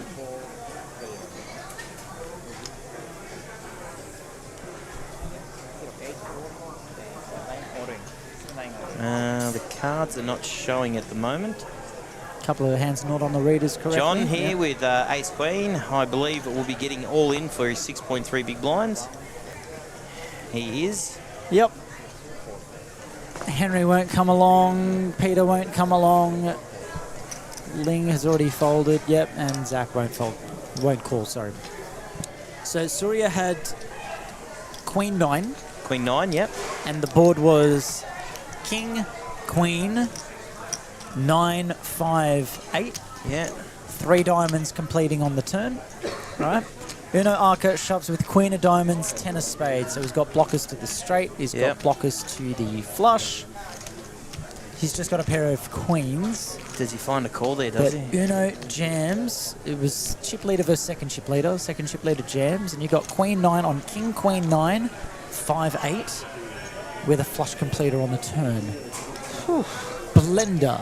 That is blender status right there. And found a call Found a call. with the Queen 9. No way. Yeah. Wow, that's a great call. It was an excellent bluff though as well. No, that's what I mean. It's good poker all round. Absolutely. Yeah. Good batting, good bowling, good fielding, good cricket all round. Marvellous effort that. Good on you, Bill. You follow the crew that much? Oh, I love it, man. Yeah. The Grew up Ashes with coming it. up. Yeah. I am keen. I'll be The English. It's so funny. I booked a holiday overseas over the Christmas period. Yeah. Didn't realise it was an Ashes series. Because I love being out at the G. Yeah. Yeah. The Melbourne. Yeah. I've never seen a Test match. I've never been to a day of Test cricket at the G. I've been to the G once. I was like 10 years old. We got an all-in and a call here. Yep. Zach's found the King 3. Gets called by Abraham with the Ace-9 of diamonds. blind on blind. Yep. Standard That's play. sick, isn't it? Just jamming the King 3 Which and him is waking up fair, with it. but yeah. Absolutely. Not over yet. No, we've got 2 queens and a 7. Pretty clean for the Ace 9. As clean and as it absolutely gets. drawing dead on the turn. And we are going to lose Zach. And unfortunately, his patience Look, is not paid he off. well, I mean, he was here for a while ago when there was 30. There was 30. He found a something pay like that. jump. Yeah, I think he found a pay jump. Yeah, patience- $300. Patience paid off there with a little bit of a pay jump. But standard there, just small blind, finding a picture card, jamming and trying to pick up the blinds. Just unfortunately, big blind's just woken up with a ace 9 of diamonds. Yep. Yeah, just stock standard that. Yep. I went to the MCG once as a kid. Just there was a Shield game on. Did a little tour. But I've been wanting to go to a Boxing Day test for a while. Couldn't get organised in time to go this year, so I'll have to wait another 4 years to get to the Ashes, or maybe Australia versus India. Day one at the Boxing Day test. You been to a few of those? Yeah, I've dabbled in a few cricket matches. Oh. Definitely a big fan of my cricket. Yeah, I go to the pink test at the SCG almost every year. So. Jeez. I have been to a ping test at the SCG. I can't remember how many years ago. It was versus India. Now, you might be able to remember the year. I was sitting... I ended up getting... Michael Clark, 329 not out. I ended up getting the members' tickets, and it was the final day where Australia were crouched around India. They were going for a draw at the SCG test. Now, when I say a few years back, it might have been a few years back, but that was the last time I went. They could have been, 10 years ago. That was the last time I went and saw a test at the SCG. Got a Ling open Lu. here from Marios Demetriou with A6-0 from under the gun. Oh. With the chip lead, it makes sense. Ling's found a fold with the ace-10 of diamonds. John, though, has rejammed for just shy of 9 bigs, and Ling may be concerned that if it comes back around to Marios, there's just too many strong hands that could also come along, so she takes the safe route. And Eden here thinking a lot with this King 9 off. He's got 7 bigs. He's in for a big blind. But again, with a gun open and then a jam, I don't know. just don't Depends like if you it. ask Josh Monkme. He's got a natural 9. He might have go with it, but... If you can see his cards, you can see that he's behind, but you see he's got 2 live cards and that they're blocking each other's Good ace. jam by good jam by John. Picking up chips where he need to be. Gets it through. Trying to think, I'm pretty good when it comes to... India a few years ago. Was it the series where Steve Smith first came on the scene? It was shortly after Phil Hughes' unfortunate Honestly, I'm going to have to Tragic look. pass. You know, on the break, when we have our next break and I come back in, I'll see if I can look it up because it was. It's the first time. I remember Steve Smith taking an absolute screamer of a catch in first slip. Second slip. That could have been any year. That could have been any test. It doesn't really narrow it down. I'm going to say it was start of 2015.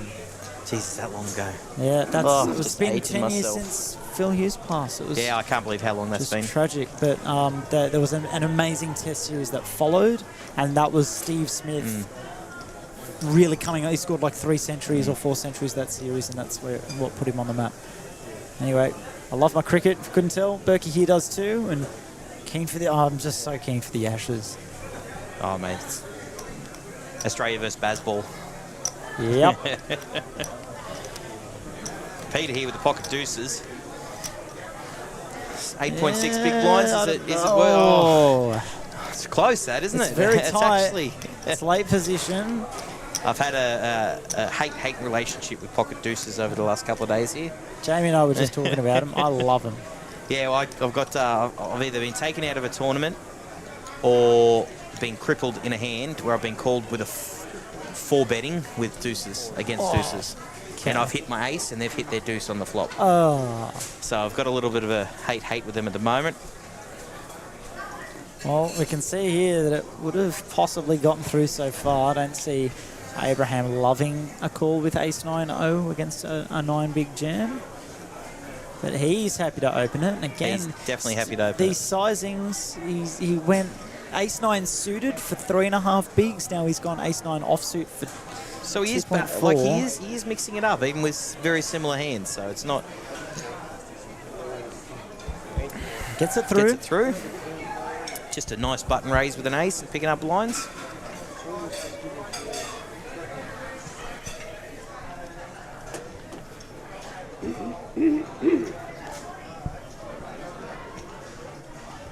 What are we at? 7-handed here.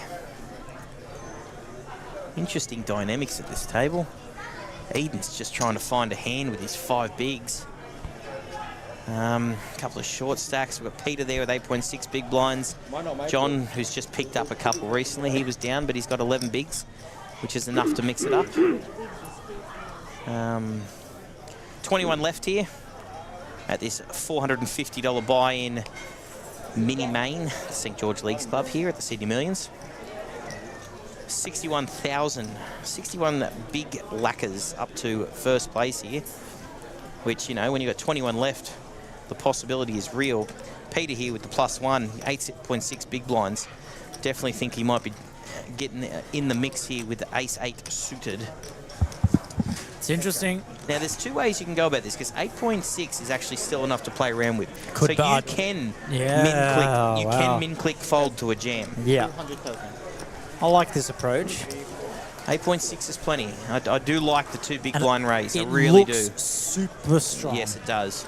If I've got ace-10 off here, I'm not coming along. You can definitely get all those ace-jack, ace-10, ace-9 offsuits to fold. John won't be going on here. Oh, he could continue. actually, He could defend from the big blind, I think. Suited, connected. It's live enough probably against most opens. He's got to think, though, that Peter's yeah, Peter's at remember, the bottom Peter's of his range here, but Yeah, he Peter's does had 8.6 big blinds in his min. hard but- to fold though, so I don't mind this from John. Just you're getting a great price to see a flop, and Just, yeah, no worries. nothing to work with in this direction. This will be check, possibly just bet, and then fold. Don't know. When you have the board that dominated, I don't mind That's- just checking, but I yeah. think to protect your bluffs as well, you have to bet. Yeah, so you got to protect your bluffs. Sometimes you're going to be missing that board as the pre-flop opener, and you don't want to be continuing anyway. And you want to be making sure that when you continue, it's not only when you've missed, and when you check, it's not only when you've smashed the flop. Got to have a mix. As we have a look at some of the outside tables at the moment, Liam Jehu, we can see there, still involved. Oh, of course he is. Stock standard, Mr. Jehu, in everything. Yeah, Jared Thatcher Mr. there. Thatcher, yeah, he's still going around. Yeah, Sean Zammit. Geez, some still big names in this Yeah, thing. big names, absolutely. No, it's great to see. Wow, that's just jam-packed for a fireworks of a final table if some of these big names get through. Josh Baraba, we also saw his face in amongst that field. Those outside tables as well here in what is the mini main event at the King's Room Sydney Millions. It was a 150k guarantee on this, and it's been absolutely smashed. Almost doubled. Almost doubled indeed. $290,000 in this prize pool. You can see it scrolling along the bottom of your screen. 450 buy-in, 290k prize pool. That's 61 lacquers. That's large. Speaking of large, a jam here from John Stephanopoulos. Suited King, don't mind it. And Henry cannot come along. Absolutely stock standard there. Try to pick up the extra couple of blinds. Also, guys, if anyone's in the chat and want to say hi, feel free to shoot us a message. We'll get through as many as we can. Absolutely. I love interacting with the crowd going through. We are on YouTube. Head to our YouTube channel. Give us a subscription of yours. King's Premium Poker Room. 4 words, capitalize each of the first letters. Spaces, of course. The reason I say that is because on Twitch we are at the name King's Premium Poker Room as well, but no spaces, all lowercase, all one word. King's Premium Poker Room. Ling under the gun here with the Queen Jack off. She goes with it. Okay, yep. See you, Racy. Just mixing it up a bit. Good to be active. It's it is good to be active, especially when you're folding a few. Passive table as well, I'd say. A lot of folding going on. So if you've got an aggressive table, you don't love running with the Queen Jack O, but you always got to adapt to your table. If you've got a hyper aggressive table, you tighten your line. If you've got a very loose table, I mean, you know what I'm saying. It helps when it helps when everyone's waking up with suboptimal hands. And if you've got a loose table, you tighten up, will loosen up. There you go. Oh, yeah. There we go. She got it through everyone. She's reached the big blind. This will go probably jam. What has he got there? Does he click it? 10B. She may fold if it's jammed. I think she'll definitely fold if it's a click. Yeah, actually. Or make it like can you see the trap here? 4 bigs. Just defend, get the trap going. Yeah, I like this. I like this a lot from Peter. This is a setup here. Yeah. Oh, just nothing to help her out. That's a board. Nah, that's a good board for Ling. Oh wait. No, she's going to see the big blind defending. Yeah. She sees the king high flop, goes, oh, this is me, I'll continue. Yep, as she does. Yeah, there you go. Not a good board at all. It's a good board for her and her range to continue here, but up against the big blind trapping. What are you doing here if you're Peter? I think there's jam. not many, but yeah, you kind of have to. The reason being is because if your opponent's got nothing, like Ling does here, she just folds anyway. But if she's got the king... If she's got the king, she's not going anywhere. Yeah, so exactly. I like jam. Or because now with him calling, Ling just has alarm bells and really, I think, slows down on this turn. Yeah, I think Ling will slow down here with a check back if Peter checks once more.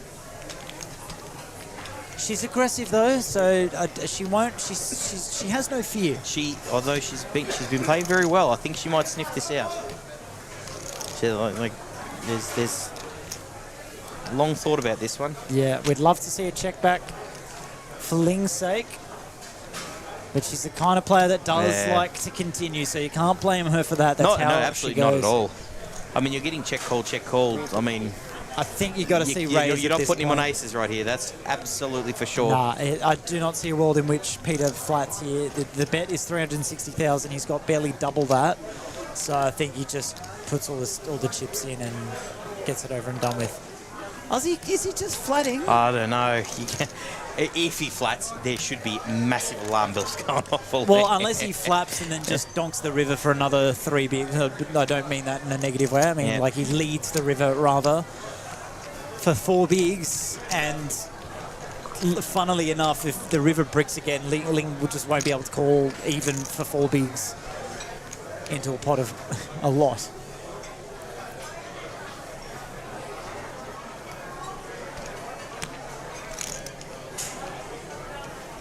I think he jams. I think he's about to jam. He has to. He has to jam here. Well, again, it's Padugi board. There it is. All-in.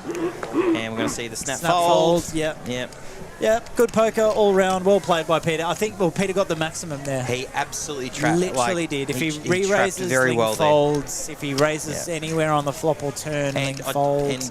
And don't blame Ling at all for continuing on, because that king hitting the board absolutely hits the range there. Absolutely. So it would have been nice. Would have been good for her to find the check back on the turn, but we can see the cards. Yeah, it's much easier when you're looking at them. Yeah. And even if he does have a 7 or an 8, she's still going to continue telling the story, hey, I've got a king. Yep. So she might put him on that, like a 7 or 8 from the big blind, finding a pair. But she's going to continue going, you know what, buddy, if you got a 7 or 8, you got to pay for it.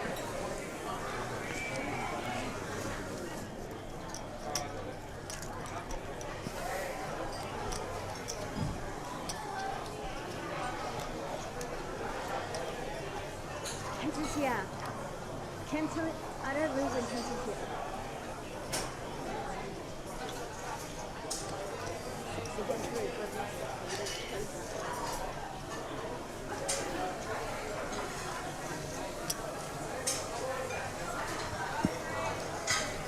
So Ling now, as a result of getting done with aces and then against aces, is ultimately down to 13 bigs, which is still plenty to work with, especially when your table's got a couple of, it's got 3 sub 10 big blind stacks. 13 is more than playable. Marios and the hijack with a king 10 of diamonds. I like the raise there. Yep. John also with a pretty hand, but will not be continuing with Queen 4-0. And Henry with a natural 8. Best way to put it. 8 bigs. I dare see we may get a jam here. Yeah, with 8 bigs, I don't think there's much else that you can do. So you got a raise. You got four big. What is it? 4.5, 5 big blinds in the pot. You got 8 big blinds behind with the premium hand. We do see the all in. Better getting out of with the ace deuce off. We'll definitely be getting a count here, Marios. We'll be asking for sure. And yet again, I am wrong. Yep, well played, Berkey.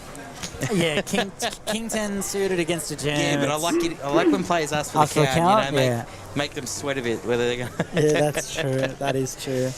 Because you also want to protect your image. You've just raised, and now you're snap folding to an 8 big blind jam. You've got to. Oh, I don't think he's. I think he's got a good image at the table. I know he won't be opening too wide. I like that. Save more time. Not going to automatically see him snap fold and go, oh, he was bluffing. It's just sometimes your opening range is not aligned with your 3-bet calling range. So, or calling off a 3-bet range. Aiden just struggling to find a hand here. Yeah. But he's just paid his big blind, so he's got another orbit to try find something to get it in. Oh, no, he's about to pay his big blinds. Yeah. Oh, geez, I just messed that up. That's well right. played. The old queen deuce off. Put in the bin.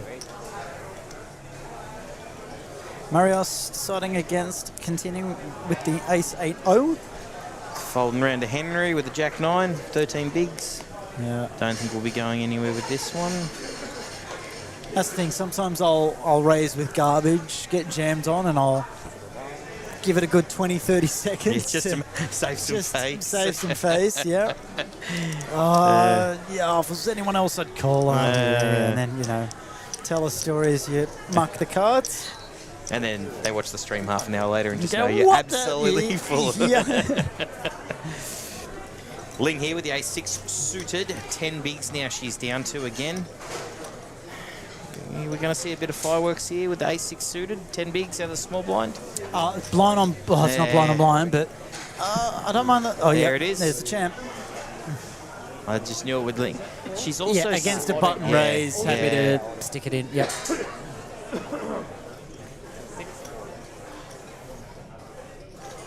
I dare say we will see a fold here from Peter, and Ling will pick up a couple of bigs there. Yep, all important big blinds. Yep, that's it.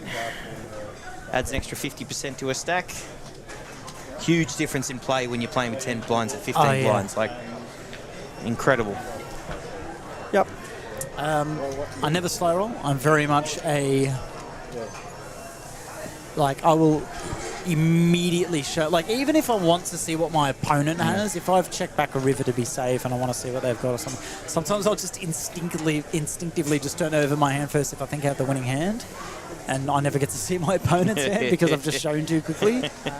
Yeah, very much against slow rolling. Sometimes if it's at a home game or I'm bantering with a friend, my favorite method of slow rolling is they jam on me, I have the nuts, I take my time, I call the TD over. Yeah. So lost one, table 12, and then make the call. Yeah, I've actually seen that being done before as well. Lost one. Lost one. One seat open. That's funny. Now we got our lovely TD Patrick with his head in the frame. Yeah, Good on you, Patrick. He Well joined us played. in comms the other day, Yeah. he did. He's a good egg, Patrick. Good egg. Good young man, we like to call it. Excellent TD he is. We're talking about how players study spots and run sims and, you know, discuss with each other within their groups and networks about certain situations. And John here pondering in the +1 with A7 off. saying that TDs do the same. You know, that I Yeah. had my head buried in the TDA and messaging Pat every now and then saying, player does this, re-raise to this, drops a chip that does this with a card. I'm in a this few of flips those over. conversations with Yeah. a few groups with these guys. Absolutely, and it's how we as TDs improve. Well, I mean, you're never going to know everything about it. There's Absolutely. always spots you find yourself in Yeah. Not everything's black and white either. where you you have to make a decision that's just incredibly tough. There is certain situations, and you've got to do just what's best for the game as well. It's Absolutely, what's good for the game. Yep. Best Oh. interests. So we of get a everyone. raise here from Ling with Queen 10 off on the button, and Abraham wakes up with pocket Has 10s. he just limped? Has he just flooded here? I'm not sure what He's thrown done. in. Oh no, maybe. So as we can see, he's the one chipping up the 5Ks. They're buying up the 5Ks. He's 3-bet. It's He did, it's okay. tiny. That is a tiny 3-bet I like from it. the small blind. I do like it. You're If it's queens, kings, or aces, yes. well, there's but no 10s left in the deck. Let's put it that way. But if it's 10, oh look, 10s needs protection. Eden almost has to get in with 3 bigs, doesn't he? Any Broadway cards? For a 3 price, for the price, yes, but facing an open and the world's smallest 3-bet from Yeah. the small blind, he's folded. This is just danger signs, to be honest, if you're Alarm Ling, bells. because Absolute alarm it bells. screams aces or kings, because you have to be raising bigger out of the small blind. Yes. You need to 'Cause be you're out of- looking at because more you're than playing- 3x, Because you're 6.5. playing pots out of position here. Yeah. So you need to get the money in good when you've got better So cards, Ling's got better an range. excellent price to come along and see a flop in position. And Abraham, there we go. Drawing dead. Look at that check mark next to Absolutely Ling. drawing dead because See that check mark? there is no 10s left in the deck. Yeah. So Abraham's going to dig his own grave here. He's going to continue on this queen high board, and Ling's sitting there going, all right, I got enough to come along here, and that's 5 bigs. That's a half pot bet on the flop, Well, that's Ling all in, which you're not loving. It's and now half a he Ling has stack. to call because he's got 5 bigs. Yeah, he cannot fold for the price, and he's going to be drawing into dead. it. Yeah, priced himself into that. Ling will sweat a little bit if the chips go in the middle here. She'll see 2 10s and hope to fade a 10. And if only we could tell her, hey, Abraham is nothing not to loving be life worried here. about. He's just bet 5 bigs into a pot. She's got 10 behind, and now he's getting an incredible price to call. Well, it's not the worst thing ever because you can be up against a flush draw here. It's not exclusively the singular overcard that your opponent has struck, as we can see that is the case here. But if I'm Ling and I've got 2 diamonds here, I am doing the exact same thing, and Abraham can know that he's up against some flush draws. It's not over yet. For in his mind, it should be. It's not. Oh well, she's got a queen, got a fold. It's there's some draws here that take the same line, but He's you see the rightfully giving pain. it some thought. Yeah. You can see the pain on the face too. I actually think he might find a... Nah. Nah. Yeah. Oh, it's a time bank chip. Like, They're confusing sometimes. I think he has to call. I think he has to call, but We can see he's drawing dead, but I think he might find a fold here. there's 2.6 mil in the pot, and it's 500k more. Your odds are 5 to 1. I'm not saying he should fold. I'm saying I think he might. I think he's leaning towards a fold, and I want to tell him not to because mathematically, you should be Another giving time yourself bank? a chance. So yeah, He's You- really given this thought. So, like I said, yes, he's drawing dead, but he's counting up the chips in the rack. He's realised he's got those. And that's the thing. If he folds now, he still has 14 bigs. If he calls, he's going to be sub 10. But that's what you do when you bet this size. We want to see smaller flop bets. It's Queen 7 Deuce, two-tone. He He's does folded. fold. It's Queen 7 Deuce, Yeah. which is such a relatively dry board. So to bet so huge like that, you're never getting any value from worse hands. Wow. He's getting an incredible price to call that. But, like, I just want to say good on him. It's the correct fold. It's the but correct fold. That's why you dig yourself into trouble. Yeah. So before he went too big with his pre-flop raise, just then too small from the small blind out of position, and then his C-bet was just too large. Again, you see players bet quite small on the flops, often 20%, 30%, maybe a third. It's often because you want to keep your opponent's range wide. Yes. If you've got a strong You don't hand, want to narrow the range. you want to be inviting smaller. You want to be inviting worse hands along, and just then So this is these players have all played so well to get to this point, but also in commentary we want to be providing insight and analysis to speak to the viewers at home and hopefully teach you guys something, because we don't just default to certain sizings or ranges just for the sake of it. We say we want to be raising bigger out of the small blind because we don't want to be playing too many pots post flop. So to avoid that, we go larger. But Whereas also, if you're the button, but it's also you don't you want to thin down the field. You want to thin down ranges because Of course, you don't yeah. want to be playing too many pots multi-way out of position. Yes, even like that, it's, yeah. it's so difficult. Like if you raise small and then suddenly it's 3 or 4 people come in behind. It doesn't matter what flop you get. Your first act, you are out of position. It is so difficult to play hands multi-way, especially multiple is the worst, absolutely. when a vulnerable hand like tens as well. Not just a vulnerable hand, like ace king can be vulnerable. Of If course, you min yeah. raise, if you min raise and whiff the flop, and you're suddenly looking at 4 people behind you, And your first to act. and you your just- first act, you're like, okay, like what's my position? What story am I trying to tell here? Absolutely. So, and then again, when you're on the button, you want to be playing flops out of position. Because so you want other people to be able to bet before you, or act make before decisions you. before you, and that's why always the position is so crucial, especially in these late parts of the tournament when we're playing with there's stacks at the table with sub 10 big blinds. You want to make your position known out of position, if that makes sense. Yes. You don't want to be playing large multi-way pops for not many big blinds. Yeah, so out of position. All of what we're saying here about Abraham there with a large open sizing before, and then a small blind 3-bet size, and then too large of a flop size. He's priced himself in because he hasn't paid attention to Ling's stack. Yeah. Like it's different if Ling now has 25 big blinds behind. You know what I mean? But like the fact that he's bet half her stack, he's forced her to go all in, and now he's forced himself to be priced in. Yeah. At that call price, even though he's only got 14 bigs left. There's the leveling of Ling knows that by jamming he has to call, and so if he knows that she knows that, then he probably has to A lot fold. of cat and mouse games, isn't there? Because if she knows I'm not folding, then she must know she's got the winning hand. Yeah, that one. So I guess that feeds into his mind when he's making that decision, and obviously he's going to be validated, but because we could see that he was drawing dead. But it looks to me as though we've reached our break. So Ladies and gents, we're going to end the stream here on the basis that the players are now going on a 25-minute break here in the main event at the Kings Room Sydney Millions Series.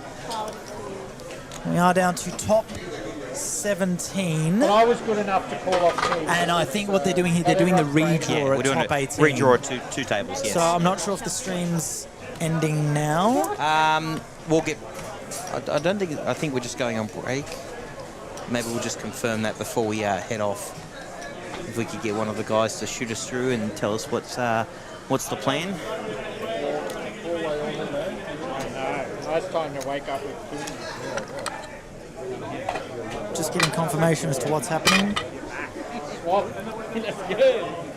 If only we were at another table, we would have got the lucky seat. Bear with us for 2 seconds, guys.